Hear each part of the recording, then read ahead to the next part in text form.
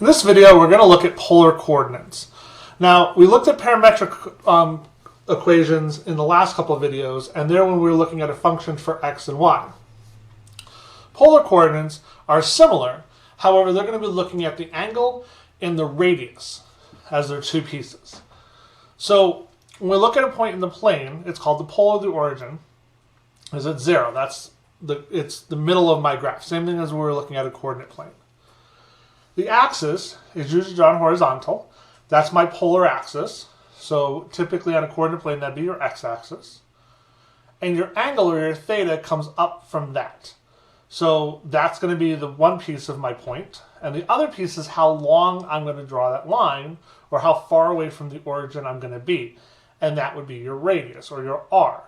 Now, unlike when we're looking at drawing things and drawing circles and stuff like that, we're not going to actually draw that line. The point is all we're actually going to be looking at. So we're going to be looking at that point up there, not actually physically drawing that line. So my ordered pair is radius, comma, theta, and that's how we write the polar coordinates. Now there are some interesting things about the polar coordinates and how they work.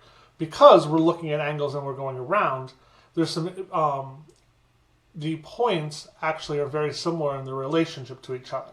So the radius and the theta, if I went by pi degrees, so theta plus pi, is going to give me the same thing as negative radius times theta. So once I make my angle, if I'm going to have a negative radius, I go the opposite direction, but on that same line. So that point, negative r comma theta, is the same thing as saying r comma theta plus pi. So those values are going to be giving the exact same point on my graph. So here's a few examples that we can look at. So we have 1 comma 5 pi over 4. So as you notice here, that line's short, it's only 1, but I went over 5 pi over 4 around. Then I have 2 and 3 pi. So notice 2 is twice as long as the 1 point over here. And the 3 pi is actually more than 2 pi. So I went around the whole circle once and then back to pi. So that 2 and 3 pi is actually the exact same point as 2 and pi. Then I have 2 and negative 2 pi over 3. And this one, I'm going to go backwards, the negative 2 pi over 3. So 2 negative 2 pi over 3 is the same as actually 2 and 4 pi over 3, which will be in the same quadrant, that third quadrant. And then negative 3 and 3 pi over 4, I have to go the 3 pi over 4, and then I'm going to go backwards down that line to negative 3. So that's going to be down in the fourth quadrant there. The next thing we're going to look at is how we actually connect the polar coordinates to the Cartesian coordinates. So as you can see, I can easily put this on an xy plane. The question is, how does that r and that theta translate into the x and the y? And actually, we're going to use our trig functions for this. So, if you remember right, cosine of theta is x over r, and sine of theta is y over r. So if I solve those for x and y, I get r cosine theta equals x, and r sine theta equals y. So I can plug the values in for r and theta to get my x and y coordinates. So the other thing you can look at is that r is x squared plus y squared. So that actually would allow me to go backwards and find my tangent of my theta, and that'll help me find my r values and my theta values if I had my x and the y. So I can go back and forth between the two. So if we got this point, it's 2 and pi over 3. We're going to convert it from polar to Cartesian. So my radius is 2, and my theta is pi over 3. So I plug those values in, and my x value is going to be giving me 1, and my y value is square root of 3. So the point, 2 pi over 3, is going to be the same as 1 square root of 3 in the Cartesian plane. Now, if we wanted to go the other direction, if I had the Cartesian coordinates and I wanted to turn them into the polar coordinates, to find my r, I'm going to use the Pythagorean theorem. The r equals x squared plus y squared. So I plug in the 1 and the negative 1, and I end up getting the square root of 2. To find theta, I'm going to use tangent. So tangent of theta equals y over x. So that means tangent of theta is negative 1. So we plug in that into the arctangent to find the value, and we get that it's negative pi over 4 or 7 pi over 4. Both those answers will give me a value that would give me the same point. So my polar coordinates for that Cartesian is actually two values. Square root of 2 in negative pi over 4, or square root of 2 in 7 pi over 4. It actually can be also any multiple of adding or subtracting 2 pi to that as well. It would also give me the exact same point. So there's actually an infinite number of points that are the same as my Cartesian coordinate. Next, we're going to look at polar curves. This is when we take the polar coordinates, the radius and the theta, and put them in an actual equation or formula to solve. The graph of a polar equation is typically set up as r equals the function of theta. So when we sum up our points, if we look at a simple example, it's just r equals 2. Now, in a coordinate plane, that would just be a horizontal line. However, in the polar coordinates, it ends up being a circle because theta is all values. Just like in the coordinate plane, the x is all values if we're looking at just y equals 2. So if my radius is 2, I get a circle with a radius of 2. If my radius is 4, I get a circle with a radius of 4. So by not having the theta there, we just assume all values of theta works, and we get a circle. If we look at a curve where r equals 1 plus sine of theta, so now we have a function with theta in it. First, we sketch the curve. So if we look at the r as my y value and my theta as the bottom, I get what it looks like, just a sine curve. This one's shifted up to 1 because it's 1 plus. This keeps all the values positive.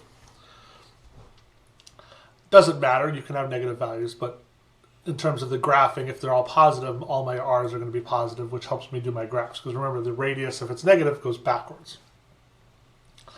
So when I start sketching this out, if I just look at from 0 to pi over 2, I end up starting to get that nice curve.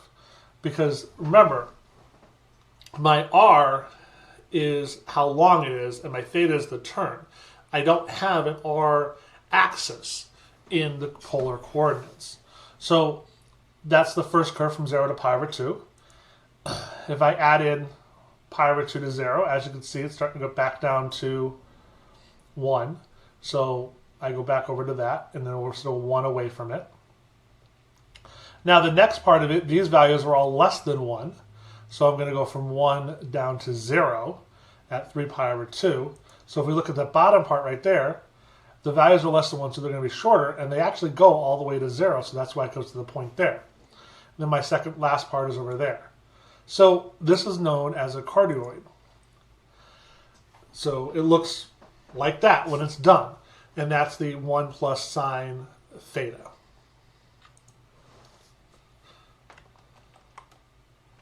The next thing we're going to look at is symmetry. So as I was telling you before, things that are positive and the negative versions kind of reflect across the origin. So when we sketch polar curves, sometimes we want to look at how that symmetry works, because if we look at just one side of it, I can find the other side without having to do a lot of work. So the first one is if the polar equation is unchanged when you replace theta with negative theta, it's symmetric across the polar axis, so the bottom axis right there. So that means the top of the graph and the bottom of the graph will be identical. If the equation is unchanged when we replace r by negative r, so if we change the radius, that means the curve is symmetric across the poles. So that means it's basically theta plus pi is going to be the symmetrical. So that means the first quadrant in the Cartesian plane will be similar to the third quadrant. And same thing with the second and the fourth quadrant. If the equation is unchanged when theta is replaced by pi minus theta, the curve is symmetric across that middle axis, the vertical line. So that means the left and the right side of the graph are going to be exactly the same. So the curves, for example, in example 7, was symmetrical across pi over 2. So that means that the right and the left side of the graph were equal to each other. And that was that cardioid that I had looked at.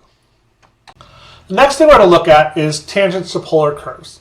Just like we were looking at in the parametric equations, I'm going to look for the dy over dx. However, I have r and theta in this case, so I've got to change my dy dx to dr and d thetas. So dy dx is the same as dy over d theta divided by dx over d theta. Now remember, y is r sine theta, and x is r cosine theta. So I have to do the derivative of that multiplication. So I have to use the product rule differentiation. So that's the dr d theta times sine theta plus r times cosine theta. And then the bottom is dr d theta times cosine theta minus r sine theta. So now we've got this our derivative in terms of r and theta. So when we're looking at horizontal tangents, it's where the dy d theta equals 0, provided that the dx d theta does not equal 0. Likewise, when we're looking for vertical tangents, we're looking for points where dx d theta equals 0, as long as the dy d theta does not equal 0. So when we're looking for a tangent line to the pole r equals theta, it's simplified. It's just tangent of theta. So for instance, if we look at r cosine 2 theta equals 0, so that's when theta equals pi over 4 and 3 pi over 4. So that means for theta equals pi over 4 and 3 pi over 4, those are tangent lines to the r cosine 2 theta. Now, let's look at the example for the cardioid. The r equals 1 plus sine theta. For the slopes, we're going to look for the slope of the tangent line at theta equals pi over 3. And then we're going to look for the points where there's a tangent line is either horizontal or vertical. So I'm going to plug into my dy dx equation and find my derivative of this function. And I'm getting cosine of theta times sine theta plus 1 plus sine theta cosine theta over cosine squared minus 1 plus cosine squared theta times sine theta. So we can simplify that down a little bit and break it down so we have it a little bit easier to calculate it. To find the slope of the tangent at pi over 3, we're going to plug in pi over 3 to the problem. Notice, there's a lot of steps to doing this. When you're looking at it, it's a lot of algebra. But you're just plugging them in and using, if you have the unit circle, you use that to calculate the values. So when we simplify this down, I end up getting that my tangent, the slope at pi over 3, is negative 1. The next thing I'm going to look at is trying to figure out where I have horizontal and vertical tangents. So the dy d theta, so I'm going to look at that one first, equals 0. That equals 0 when it's pi over 2, 3 pi over 2, 7 pi over 6, and 11 pi over 6. The dx d theta equals 0 when I have 3 pi over 2, pi over 6, and 5 pi over 6. Now, we are looking at where they're in zeros and not the other ones. So horizontal tangents are at pi over 2, 7 pi over 6, and 11 pi over 6. Vertical tangents are at pi over 6 and 5 pi over 6. Since 3 pi over 2 is in both of them, that means I have 0 over 0. So I have to figure out what's going on at that point. Using L'Hopital's rule, I end up getting that it comes out to be infinity.